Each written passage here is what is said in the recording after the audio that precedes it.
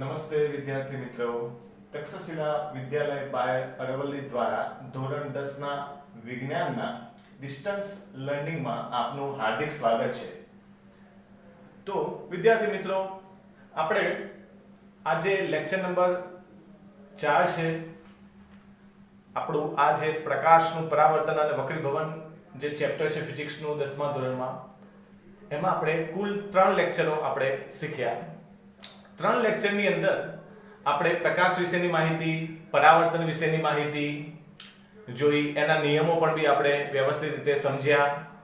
અને આજે જે આપણે શીખવાનું છે લેક્ચર નંબર 4 ની અંદર, એ ખૂબ જ જરૂરી છે આગળના ટોપિકો માટે.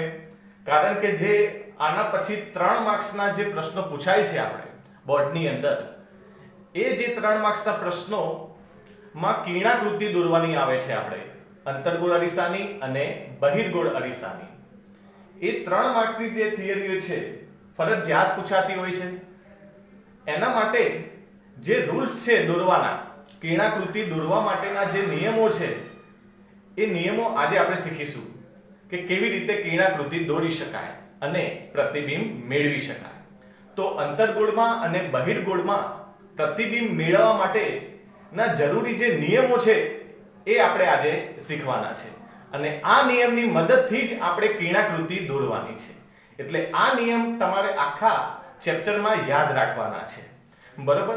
જો તમને આ નિયમો યોગ્ય રીતે આવડતા હશે તો તમને હેતુલક્ષી પણ બી આવડશે, 2 માર્ક્સના પ્રશ્ન પણ બી આવડશે અને 3 માર્ક્સનો તો ફરજિયાત પ્રશ્ન તમને આવડશે મિત્રો. ઓકે? એટલે આ જે વસ્તુ છે વ્યવસ્થિત શીખજો બેટા. બરાબર? એટલે આગળ કોઈ તકલીફ ના પડે. બરાબર? આમાં કોઈ વસ્તુ ગોખવાની આવશે નહીં બેટા. આખા ચેપ્ટરની અંદર કોઈ પણ બી વસ્તુ તમારે ગોખવાની નહીં આવે. બરાબર? લાંબુ તમારે રીડિંગ પણ બી એટલું નથી આવે.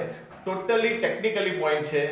બરાબર? એટલે વ્યવસ્થિત દોરતા શીખવાનું છે. હું તમને દોરતા શીખવાડીશ કેવી રીતે દોરવાનું છે. બરાબર? એ રીતે જ તમારે એને દોરવાની છે. બરાબર? તો આજે તમે જો કેવી રીતે આપણે સમજીએ નિયમો. તો પહેલો જે નિયમ છે તમે જો કે અહીંયા મેં લખેલું છે કે ભાઈ ગોળીય અરીસાના પ્રતિબિંબનું કિરણાકૃતિ દોરવા માટે જે જરૂરી નિયમો છે એવા આપણે ખાસ નિયમો શીખવાના છે. મુખ્ય 4 નિયમો છે. એમાં મેં અહીંયા તમને 3 નિયમો બતાવ્યા છે. તો જો મિત્રો, પહેલો જે નિયમ છે એવું કહે છે કે ભાઈ મુખ્ય અક્ષને સમાંતર કિરણ, મુખ્ય અક્ષને સમાંતર કિરણ જ્યારે કોઈ પણ અરીસા ઉપર આવે, કોઈ પણ અરીસો હોય, ચાહે અંતર્ગોળ હોય, બહિર્ગોળ હોય કે ગમે તે હોય, ઓકે, કે મુખ્ય અક્ષને સમાંતર કિરણ જ્યારે આપણું અરીસા ઉપર આપાત થશે ત્યારે એનું પરાવર્તન ફરજિયાત f માંથી જ થશે. આ યાદ રાખવાનું. જ્યારે આપણે કિરણાકૃતિ દોરીશું ત્યારે મુખ્ય અક્ષને કોઈ પણ બી કિરણ આવશે અને અરીસા ઉપર અથડાશે તો એનું પરાવર્તન ફરજિયાત f માંથી જ થશે. આ યાદ રાખવાનું છે. બરોબર? ફરીવાર તમને કહું છું મિત્રો, પહેલો નિયમ જે છે એ આપણે દરેક કિરણાકૃતિમાં વાપરવાનો છે. એટલે ભૂલતા નહીં. મુખ્ય અક્ષને સમાંતર કિરણ હંમેશા પરાવર્તન પામીને f માંથી જ પસાર થાય. મુખ્ય કેન્દ્ર f માંથી જ પસાર થાય. ભૂલવાનું નથી. ઓકે?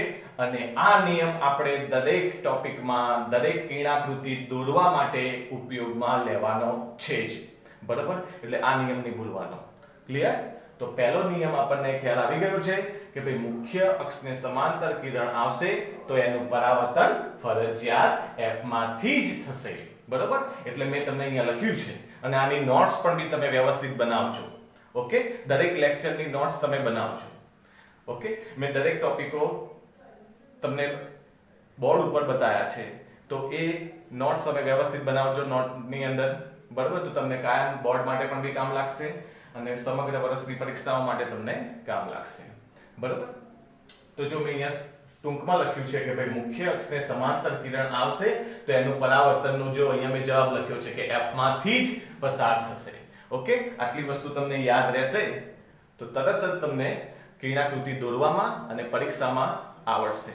અને આ આકૃતિ પણ બી બોર્ડમાં પૂછાયેલી છે. બોર્ડમાં આ આકૃતિ દોરેલી હોય એમાં ફક્ત આપાત કિરણ દોરેલું હોય પણ પરાવર્તિત કિરણ ન દોરેલું હોય. તમને પૂછે કે મુખ્ય અક્ષને સમાંતર આવતું પ્રકાશનું કિરણ અંતર્ગોળમાંથી પરાવર્તન પામીને ક્યાંથી પસાર થશે, તો તમે જવાબ આપશો મુખ્ય કેન્દ્ર F માંથી. ઓકે, તો આવી રીતે નાના નાના હેતુલક્ષી પરીક્ષામાં પૂછાઈ શકે છે. બરાબર. હવે તમે જો બેટા, મેં અહીંયા એક અંતર્ગોળ અરીસો બતાવ્યો છે અને બાજુમાં બહિર્ગોળ અરીસો બતાવ્યો છે. બંનેમાં રૂલ્સ સેમ જ છે. બંને અરીસાઓની અંદર જે આ નિયમો શીખવાના છે એ સેમ છે બેટા, પણ થોડો ફરક પડે છે, તો તમે એ ધ્યાન આપો. તો તમે અહીંયા જુઓ, અંતર્ગોળની અંદર મેં પ્રકાશનું કિરણ અરીસા ઉપર આપાત કર્યું અને ત્યાંથી પરાવર્તન પામીને સામે જે F છે મુખ્ય કેન્દ્ર, એમાંથી પસાર થઈ ગયું. ઓકે, પણ બહિર્ગોળ અરીસામાં તમે ધ્યાન આપો. બહિર્ગોળ અરીસાની અંદર મુખ્ય અક્ષને સમાંતર કિરણ તો આવે છે, પણ વચ્ચે આવી ગયો અરીસો, તો બહિર્ગોળ અરીસામાંથી પરાવર્તન પામીને આમ દૂર જતો રહ્યો. ઓકે, તો મુખ્ય અક્ષને સમાંતર કિરણ આવ્યું તો ખરી, પણ પરાવર્તન પામીને પાછું જતું રહ્યું. પરંતુ તમે જો એ પરાવર્તિત કિરણને પાછળની બાજુ લંબાવવાથી F માંથી પસાર થાય છે એવો ભાસ થાય છે. મતલબ કે F માંથી તો પસાર થાય છે, પણ અહીંયા ખોટી રીતે પસાર થાય છે, માટે આભાસી પ્રતિબિંબ રચાશે. આ યાદ રાખજો, મેં તમને ત્રીજા લેક્ચરમાં પણ બી સમજાવ્યું છે આભાસી અને વાસ્તવિક. બેટા અહીંયા તમે જો કે મુખ્ય અક્ષને સમાંતર કિરણ અરીસા પરથી પરાવર્તન પામીને F માંથી પસાર થાય જ છે, વાસ્તવિક રીતે જ થાય છે. ઓકે, પણ બહિર્ગોળમાં તમે જોઈ શકો છો કે મુખ્ય અક્ષને સમાંતર કિરણ અહીંયા પાછું જતું રહે છે, પણ પાછળની બાજુ લંબાવવાથી F માંથી પસાર થાય એવો ભાસ થાય છે. પણ નિયમ તો સેમ જ, સમાંતર આવશે તો F માંથી જ પરાવર્તન થશે. આ ભૂલવાનું નથી, ચાહે અંતર્ગોળ હોય કે બહિર્ગોળ હોય. અંતર્ગોળમાં વાસ્તવિક રીતે અને બહિર્ગોળમાં આભાસી રીતે પસાર થશે. ઓકે મિત્રો, તો આ ધ્યાન રાખવાનું છે. બરાબર. ચલો તો આગળનો નિયમ શીખીએ. તો આ નિયમ આપણે દરેક આકૃતિમાં દોરવાનો છે, યાદ રાખવાનો છે. બરાબર. એટલે પહેલો નિયમ તો તમારે ફરજિયાત શીખી લેવાનો છે. બરાબર, કિરણાકૃતિ દોરવા માટે. હવે બીજો જે નિયમ છે, બીજો નિયમ શું કહે છે આપણને? બીજા નિયમની અંદર મુખ્ય અક્ષમાંથી પસાર થતું કિરણ, શેમાંથી? મુખ્ય અક્ષમાંથી પસાર થતું કિરણ અંતર્ગોળમાં ચાહે બહિર્ગોળમાં. ઓકે, તો જો મુખ્ય અક્ષમાંથી પસાર થતું કિરણ અંતર્ગોળમાં જો અહીંયા અથડાયું તો પરાવર્તન પામીને તમે જોઈ શકો છો મુખ્ય અક્ષને સમાંતર જઈ રહ્યું છે. આ જે મેં દોરી છે એ મુખ્ય અક્ષ છે, તો એને સમાંતર જઈ રહ્યું છે. તો મુખ્ય કેન્દ્ર F માંથી પસાર થતું કિરણ અરીસા પરથી પરાવર્તન પામીને મુખ્ય અક્ષને સમાંતર રહે છે. યાદ રાખવાનું, F માંથી આવે તો અંતર્ગોળ ઉપરથી પરાવર્તન પામીને સમાંતર જ જતું રહે પાછું. ઓકે, એટલે દોરવામાં ધ્યાન રાખવાનું, કોઈ બી કિરણ મુખ્ય કેન્દ્રમાંથી જ્યારે અરીસા ઉપરથી અથડાશે ત્યારે એનું પરાવર્તન ફરજિયાત મુખ્ય અક્ષને સમાંતર થાય છે. ઓકે, એ જ રૂલ્સ, સેમ ટુ સેમ એ જ રૂલ્સ આપણે બહિર્ગોળમાં પણ બી વાપરી શકીએ છીએ. તમે જોઈ શકો છો કે આ એક પ્રકાશનું કિરણ મુખ્ય કેન્દ્ર F તરફ આવી રહ્યું છે. આમાં તો મુખ્ય કેન્દ્ર અરીસાની સામે જ હતું, એટલે પ્રકાશનું કિરણ F માંથી પસાર થઈ ગયું. પરંતુ તમે બહિર્ગોળમાં જોઈ શકો છો કે મુખ્ય કેન્દ્ર અરીસાની પાછળ છે, માટે તમે કોઈ બી પ્રકાશનું કિરણ F તરફ આવી તો રહ્યું છે, પણ અહીંયાથી પરાવર્તન પામશે, કારણ કે અહીંયા અરીસાની ચળકતી સપાટી આવી જાય છે. એટલે અહીંયાથી પરાવર્તન પામીને મુખ્ય અક્ષને સમાંતર જતું રહેશે, કારણ કે આ પ્રકાશનું કિરણ F તરફ આવી રહ્યું હતું, માટે એનું પરાવર્તન ફરજિયાત મુખ્ય અક્ષને સમાંતર થાય છે. ઓકે, આ યાદ રાખવાનું. બંનેમાં રૂલ્સ સેમ છે, પણ આમાં વાસ્તવિક રીતે મળશે અને આમાં આભાસી રીતે મળશે. આ અંતર્ગોળ અરીસો છે, આ બહિર્ગોળ અરીસો છે. બરોબર, આ યાદ રાખવાનું. હવે તમને અંતર્ગોળમાં અને બહિર્ગોળમાં તો ખ્યાલ જ આવી જાય આકૃતિ જોઈને. અંદરની બાજુ ચળકતી હોય તો અંતર્ગોળ, બહારની બાજુ ચળકતી હોય તો બહિર્ગોળ. આ આપણે શીખી ગયા છીએ. બરોબર, તો બીજો રૂલ્સ આપણો શું કહે છે? મુખ્ય અક્ષમાંથી પસાર થતું કિરણ હંમેશા મુખ્ય અક્ષને સમાંતર જ રહે છે. એનું પરાવર્તન ફરજિયાત મુખ્ય અક્ષને સમાંતર જ રહે છે. બરોબર? આ ભૂલવાનું નથી. અને આ રૂલ્સ પણ બી આપણે કિરણાકૃતિમાં બતાવવાનો છે. બરોબર?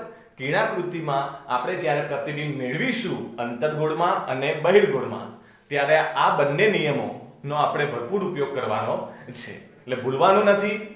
હેતુલક્ષીમાં પણ બી બોર્ડમાં પૂછાયું છે અને 3 માર્ક્સમાં પણ બી જરૂરી થશે તમારે. બરોબર? એટલે ભૂલવાનું નથી આપણે. દરેક ટોપિક જે ફિઝિક્સના આવશે કે કેમેસ્ટ્રીના આવશે કે બાયોલોજીના આવશે બેટા, એક એક ટોપિક તમે શીખશો તો જ એના પછીના ટોપિકમાં તમને સરળતા રહેશે. બરોબર? એટલે એક પણ બી વસ્તુ ગોખવાની નથી, સમજવાની છે. બરોબર? જેટલું સમજ્યા હશો એટલો લાંબા સમય સુધી તમને યાદ રહેશે. ઓકે? કારણ કે આપણે 1 વર્ષ પછી બોર્ડની એક્ઝામ આપવાની હોય, પહેલી એક્ઝામ દિવાળીએ, પછી બીજી એક્ઝામ આપવાની હોય. ઓકે? તો લાંબા સમય સુધી યાદ રાખવું પડશે. એટલે રિવિઝન કરતા રહેજો. ખાલી તમે એક વખત સમજ્યા હોય, તૈયાર કરેલું હોય, તો તમે થોડા સમયે રિવિઝન કરતા રહેશો તો તમને વસ્તુ રિફર થશે અને મગજમાં યાદ રહેશે. હંમેશા યાદ રાખવાનું, મગજ એ જ વસ્તુ યાદ રાખે છે કે જે એની સામે વારે ઘડીએ આવે છે. આપણા મગજની એક કેપેસિટી ઘણી બધી છે, અનલિમિટેડ છે, પણ એની એક ખાસિયત છે કે મગજ આપણું એ જ યાદ રાખે કે જે એની સામે દરરોજ આવતું હોય. ઓકે? જો તમે કોઈ પણ બી વસ્તુ હોય, ગમે તેવી અઘરી વસ્તુ હોય, પણ એ તમે જો વારે ઘડીએ એનું રિવિઝન કરો, એનો અભ્યાસ કરો, તો એ વસ્તુ તમને લાઈફ ટાઈમ સુધી યાદ રહેશે. ઓકે? આ વસ્તુ ખાસ યાદ રાખવાની. બરોબર? એટલે રિવિઝન બહુ જ અગત્યનું છે. કોઈ બી સબ્જેક્ટ હોય તમારો. ઓકે? રિવિઝન ખાસ કરજો તમે, એટલે તમને કોઈ તકલીફ નહીં પડે. બરોબર? અને ઇન્ટરેસ્ટ લાવો. ભણવાનો ઇન્ટરેસ્ટ જરૂરી છે. પહેલા ઇન્ટરેસ્ટ લાવો, પછી અભ્યાસ કરો, તો તમને કોઈ પણ બી વસ્તુ શીખી શકશો. બરોબર? આ ધ્યાન રાખવાનું છે. અને ચોપડી ખાસ રિફર કરજો, અંડરલાઈન કરજો. ચોપડીની અંદર જે ટોપિક છે, તમારે ચોપડીની અંદર વાદળી અક્ષરના, કેસરી અક્ષરના બધી જ વસ્તુ વાંચવાની છે. આની અંદરથી ગમે ત્યાંથી પરીક્ષામાં પૂછાય છે. ઓકે? જો ચોપડી તમે રિફર નહીં કરેલી હોય તો તમે પૂરા માર્ક્સ નહીં લઈ શકો. ઓકે? હવે એ જેવા પહેલાના જે પેપરો આવે છે એવા નથી આવતા બેટા. એટલે પ્રેક્ટિકલી પેપરો આવે છે. એટલે તમે ખાસ કરીને ચોપડી રિફર કરજો. ના ખ્યાલ આવે અંડરલાઈન કરવાની, સાહેબને પૂછી લેવાનું. ઓકે? કે સાહેબ આ શું કહેવા માંગે છે? તમારે જે એનસીઈઆરટી બુક છે એમાં બધા કેસરી કલરના જાણવા જેવું છે, વાદળી અક્ષરના પ્રશ્નો છે, આ બધા જ ખાસ તૈયાર કરવાના છે. એની નોટ્સ બનાવવાની છે. બરોબર? અને જ્યાં ખ્યાલ ના આવે ત્યાં તમે સાહેબને પૂછી શકો છો. બરોબર? પણ ચોપડી પહેલા વાંચવાની છે, પછી તમારે જે વાંચવું હોય એ વાંચો. પણ ચોપડી તમારે પહેલા રિફર કરવી જ પડશે. કમસે કમ 10 થી 15 વખત તમે એ ચોપડી વાંચેલી હોવી જોઈએ. ઓકે? તો જ તમને હેતુલક્ષી પરફેક્ટ આવડશે. કારણ કે પરીક્ષામાં હેતુલક્ષી પ્રશ્નો બનાવે છે, કોઈ જગ્યાએથી બેઠા પૂછતા નથી. ઓકે? અને અહીંયાથી પણ બી સ્કૂલ દ્વારા તમને જે તક્ષશિલા વિદ્યાલય બાયડ દ્વારા પણ બી સરસ મજાના નાના પ્રશ્નો તમને બનાવીને આપવામાં આવશે. બરોબર? અને તમારે પણ બી જાતે બનાવવાના છે અને ના ખ્યાલ આવે ત્યારે પૂછવાના છે. બરોબર? મોટા પ્રશ્નો તો એક સમયે તમે લખી શકશો, સમજી શકશો, પણ જે નાના પ્રશ્નો પૂછાય છે એ તમારા બહુ જ માર્ક્સ કપાઈ જાય છે એમાં. બરોબર? એટલે ધ્યાન આપવાનું છે. એટલે ચોપડી ખાસ રિફર કરવાની છે. તો આપણો ત્રીજો નિયમ શું કહે છે? હવે આપણે આગળ જઈએ ત્રીજા નિયમ ઉપર. 2 નિયમ મેં તમને સમજાવવાનો પ્રયત્ન કર્યો. ઓકે? અને અહીંયા મેં દોર્યા પણ બી છે. તો એ તમારે વ્યવસ્થિત ચોપડીની અંદર, તમારા નોટ્સની અંદર દોરી દેવાના. બરોબર? દરેક નોટ બનાવજો. જે પણ બી હું બોર્ડમાં લખું છું એ બધી જ નોટ્સ તમે વ્યવસ્થિત બનાવજો. સારા અક્ષરે રંગીન પેનનો ઉપયોગ કરજો. ઓકે? જેવી રીતે મેં અહીંયા બતાવ્યું છે એવી રીતે તમે ઉપયોગ કરજો રંગીન પેનોનો. બરોબર? તો તમારે કાયમ માટે એ નોટ્સ કામ લાગશે. ચલો ત્રીજો નિયમ આપણે સમજીએ. ત્રીજો નિયમ મારા ખ્યાલથી 2014-15 ની અંદર બોર્ડમાં પૂછાયો હતો. આ જ આકૃતિ બોર્ડની અંદર પૂછાઈ હતી. તો એ શું કહેવા માંગે છે કે વક્રતા કેન્દ્ર સીમાથી પસાર થતું જે કિરણ હોય, અરીસા પર જ્યારે કોઈ પણ બી કિરણ, ભાઈ વસ્તુમાંથી તો અસંખ્ય કિરણો આવે છે, પણ આપણે કિરણાકૃતિ દોરવા માટે જરૂરી કિરણોનો જ આપણે અભ્યાસ કરીશું. આપણે બધા કિરણોનો અભ્યાસ કરવાની જરૂર નથી. કિરણો તો અસંખ્ય હોય, પણ આપણે પર્ટિક્યુલરલી કોઈ પણ બી કિરણાકૃતિ દોરવી હોય, પ્રતિબિંબ બતાવવું હોય કે આ જગ્યાએ જ રચાશે, તો એના માટે આ જે પ્રકાશના કિરણો આપાત કર્યા છે ને, મુખ્ય અક્ષને સમાંતર, F માંથી, C માંથી, આ 3 રૂલ્સ જો તમને આવડશે તો તમે કોઈ પણ બી પ્રતિબિંબ ક્યાં રચાશે એ તમે દોરી શકો છો અને સમજી શકો છો. ઓકે, તો આપણે અંતર્ગોળમાં અને બહિર્ગોળમાં ક્યાં પ્રતિબિંબ રચાય છે એ દોરવા માટે અને સમજવા માટે આ નિયમો ભણીએ છીએ. ઓકે, અને આ નિયમો આપણે યાદ રાખીશું તો આપણને સરળતાથી બધી જ આકૃતિઓ આવડશે. ઓકે, આપણે ગોખવાનું નથી કે અહીંયા પ્રતિબિંબ રચાય, અહીંયા રચાય. જ્યાં રચાય ત્યાં તમે આ નિયમ વાપરશો અને જ્યાં પ્રતિબિંબ મળશે એ તમારું પાક્કું પ્રતિબિંબ થઈ જશે. ઓકે, એટલે આ નિયમો આવડશે તો તમને કિરણાકૃતિમાં કોઈ જ તકલીફ નહીં પડે. ઓકે, ચલો તો ત્રીજા નિયમની અંદર તમે જોજો કે વક્રતા કેન્દ્ર C માંથી પસાર થતું કિરણ હોય. જો આ એક કિરણ છે, કોઈ પણ બી વસ્તુમાંથી આવી રહ્યું છે, C માંથી પસાર થયું, એ અરીસા ઉપર અથડાય. જો આવતા પ્રકાશની કિરણની મેં તીર બતાવ્યા છે, જો અહીંયા. ઓકે, તો પ્રકાશનું કિરણ જ્યારે C માંથી આવતું હોય અને અરીસા ઉપર અથડાય ત્યારે એનું પરાવર્તન ફરજિયાત તમે જો એ જ દિશામાં પાછું જતું રહેશે. એ જ દિશામાં પાછું જતું રહેશે. ઓકે, તો C માંથી આવતું પ્રકાશનું કિરણ C તરફ જ પાછું જાય છે. ઓકે, આ યાદ રાખજો. C માંથી આવતું પ્રકાશનું કિરણ એ જ દિશામાં પરાવર્તિત થાય છે, પાછું જાય છે. આ નિયમ ભૂલવાનો નહીં. તો આ જે 3 નિયમો છે એ આપણે કિરણાકૃતિની અંદર દોરવાના છે. ઓકે, અને હેતુલક્ષી માટે પણ બી યાદ રાખવાના છે. જેવી રીતે અંતર્ગોળની અંદર નિયમ આવ્યો C વાળો, એવી જ રીતે તમે બહિર્ગોળમાં સમજી શકો. તો તમે જો કે ભાઈ એક પ્રકાશનું કિરણ બહિર્ગોળ અરીસા ઉપર C તરફ આવી રહ્યું છે, પણ અહીંયાથી શું થઈ જાય છે? પરાવર્તન. કારણ કે અહીંયા અરીસો આવી ગયો એટલે અરીસો આવવાથી એનું પરાવર્તન થઈ જશે. તો જો C તરફ આવી તો રહ્યું છે પણ અરીસા દ્વારા પરાવર્તન થઈને એ જ દિશામાં પાછું જતું રહેશે. કારણ કે આમાં C જે છે વક્રતા કેન્દ્ર C એ બહિર્ગોળ અરીસાની પાછળ છે, એટલે એમાંથી પસાર તો નહીં થાય પણ એવો ભાસ થશે. એની તરફ આવે છે તો એ જ દિશામાં થઈને પાછું જતું રહેશે. એટલે આ નિયમો દોરવા માટે ખાસ યાદ રાખવાના છે. આ બધા નિયમની અંદર પરાવર્તનના નિયમ લાગુ પડે છે બેટા.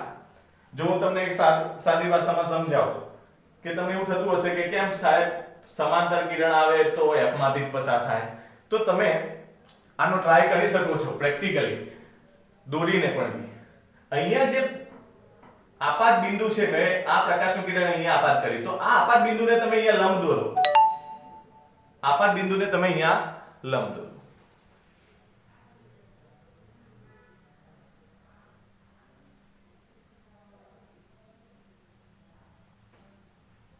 આપાત બિંદુને તમે અહીંયા લંબ દોરો. તો જે લંબ હશે તો અહીંયા જે આપાત કોણ બનશે એ જ તમારો પરાવર્તન કોણ બની જશે. એટલે જે નિયમો છે ને, જે આપાત ખૂણે જે ખૂણે આપાત થાય એ જ ખૂણે પરાવર્તન થાય, એ બધામાં લાગુ પડે છે. ઓકે, પણ આપણે સરળતાથી નિયમો યાદ રાખવા માટે આ વસ્તુ સમજી ગયા કે ભાઈ સમાંતર આવે તો F માંથી આવે તો સમાંતર અને C માંથી આવે તો C તરફ જ પાછું જાય છે. તો આ રૂલ્સ તમારે ખાસ યાદ રાખવાના છે. તો આજનો જે આપણો પીરિયડ હતો, લેક્ચર નંબર 4, એ આપણે અહીંયા સમાપ્ત કરીએ છીએ. એટલે દરેક જણ આટલી નોટ્સ અને આ ટોપિક ખાસ શીખજો, કારણ કે લેક્ચર નંબર 4 ની અંદર આપણે કિરણાકૃતિ શીખવાની છે. જો આમાં તકલીફ પડશે તો આપણને કિરણાકૃતિમાં તકલીફ પડશે. ઓકે, તો આ નિયમ શીખીને જ આપણે કિરણાકૃતિ ઉપર જઈશું. બરોબર? એટલે આનું રિવિઝન ખાસ કરજો, દોરીને પ્રેક્ટિસ કરજો. સમાંતર આવે તો F માંથી આવે તો સમાંતર અને C તરફ આવે તો C માંથી જ પાછું જાય છે. આ ખાસ યાદ રાખવાનું છે. બરોબર? તો ચલો આજનો આપણે જે લેક્ચર છે અહીંયા સમાપ્ત કરીએ. ભારત માતા કી જય.